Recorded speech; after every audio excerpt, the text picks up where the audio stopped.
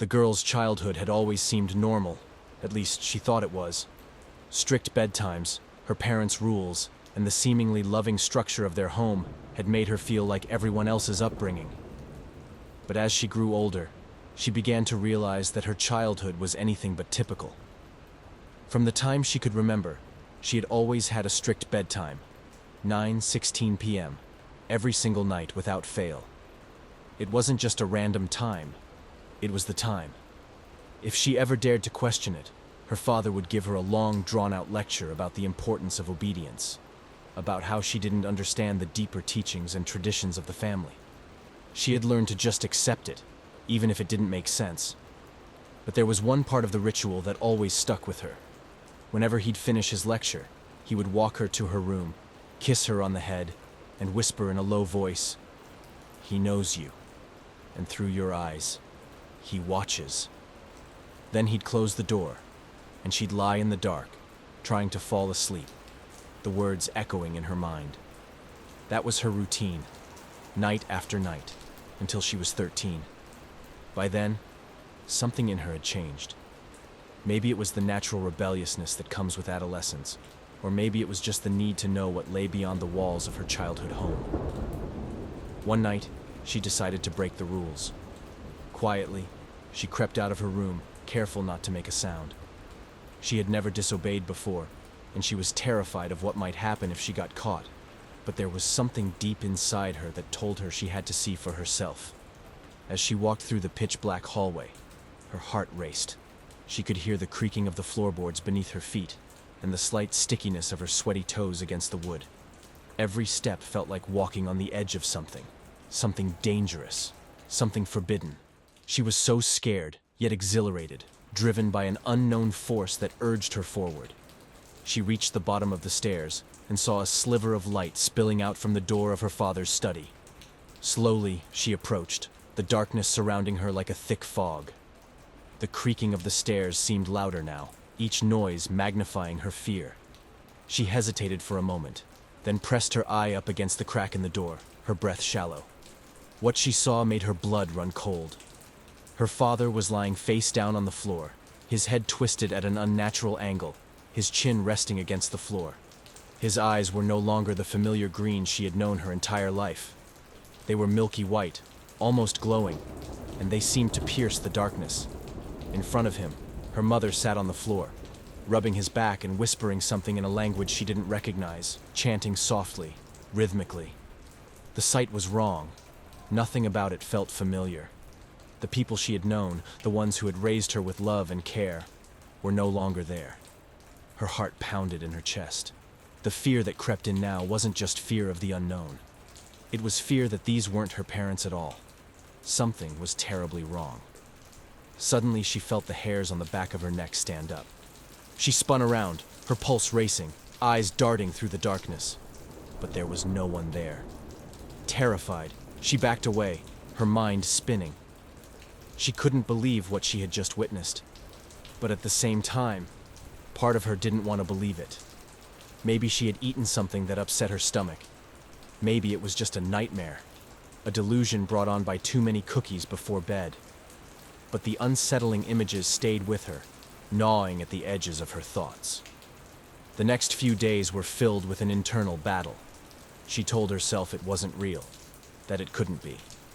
Yet, deep down, she knew she had seen something that couldn't be explained.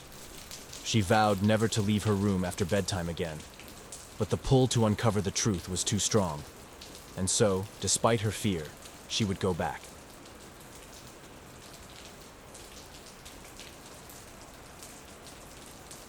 From the outside, her childhood seemed like any other. A structured, loving home.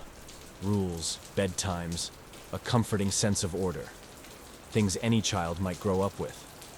But as she got older, it became clear to her that there was something different about her upbringing. It was too precise, too controlled. And there were things, small things, that lingered just below the surface. From her earliest memories, one thing was certain. She had a bedtime like no other. 9:16 p.m. Sharp. Not a minute before, not a minute after. If she questioned it, Her father's response was always the same. A stern lecture about obedience, about the family's deeper teachings, as he called it. The rules, he said, weren't for her to understand. And each night as he walked her to her room, he'd lean down, kiss her forehead, and whisper, "He knows you. And through your eyes, he watches." Night after night, that routine. The same words. And then the darkness of her room, wrapping around her as she lay awake, trying to ignore the echo of her father's warning. For years, she followed this ritual, until she turned 13. Maybe it was just a spark of rebellion, the inevitable curiosity of a teenager. Or maybe it was something deeper, a sense that things weren't as they seemed. One night, heart pounding, she decided to break the rule. Slipping out of her bed, she tiptoed down the hallway, trying to stifle the terror that gnawed at her. Every step brought a surge of dread, but she couldn't stop. She felt as though something was pulling her forward, urging her to find the truth. She reached the bottom of the stairs, where a faint light spilled from her father's study. She approached, each creak of the floor like a heartbeat, loud and unsteady. Pressing her eye against the crack in the door, she held her breath, not sure what she'd find. "Narrator," lower tone, drawing the words out. And what she saw was something out of a nightmare. Her father was lying face down on the floor, twisted in a way that defied reason, his chin pressed to the ground, his eyes milky white, glowing faintly in the dim light. Eyes that once held warmth, now empty, watching. Her mother was there, kneeling over him, her hands rubbing his back as she whispered words in a language the girl had never heard before. Rhythmic, haunting. The people she thought she knew, no longer there. A chill raced up her spine. This couldn't be real. These couldn't be her parents. She wanted to scream, but terror kept her silent. She spun around, feeling eyes on her, the darkness pressing in from all sides. She was alone, or so it seemed. Racing back to her room, she told herself it was a dream, a product of a wild imagination. Maybe she'd eaten too much before bed, but deep down, she knew what she'd seen. The next few days were a haze. She tried to forget, to pretend it hadn't happened, but the images clawed at her mind, unrelenting. She knew she'd seen something impossible, something monstrous. And though she vowed never to leave her room after 9:16 again, something told her it wasn't over. Her curiosity, her need for answers, they would lead her back. Narrator. Slow, chilling. Because there are things in this world that can't stay hidden forever. And sometimes, the truth finds you.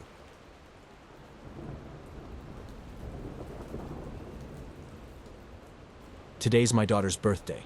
She's turning 40 years old. How is it possible she's grown into this adult, with a life of her own? A spouse, kids, her own beautiful home. She presses a gentle hand to my shoulder, her smile warm and familiar. "So glad you could come, Mom. I only wish Dad could be here." Tears well up in my eyes. "I do too, Madeline. I wish he was here. He would be so proud of you." Today's my daughter's birthday. She's turning 30. I'm running late for her party. Her husband called, asked me to be there by 6 p.m. before she gets home from work. "It's a surprise party," he said. I yell up the stairs. "Tim, hurry up, we have to go." Moving has been harder for him since his heart attack. We arrive at her home, but there's a strange moment of doubt. "Are you sure this is the right address?" Tim asks. "Of course. It's our daughter's house. She's lived here for 5 years. But something feels off. Something I can't put my finger on." Today's my daughter's birthday. She's 20 years old. Her eyes light up as I come down the stairs, holding a box wrapped in red. Her favorite color. "What is this, Mom?" she says, curiosity sparkling in her voice. "It's for your birthday, my sweet girl. From your father and me." I hand her the box, nearly shaking with excitement as she unwraps it. She looks at the box, then back at me. "From you. And Dad?" she asks, sounding almost uncertain. I nod. "Of course. I picked it out, but your dad wrapped it for you." She smiles, but her gaze lingers on the box. Today's my daughter's birthday. She's 15, excitedly counting down the days. "Only 6 months until I get my temps," she announces, dashing around the house with her friends. Rachel is here, I think. I turn to my daughter and ask, "Honey, where is Rachel?" She stares at me, her face blank. "Rachel," she echoes, as if I'd spoken a foreign language. "Yes, Rachel. She was just here. Did she go out back?"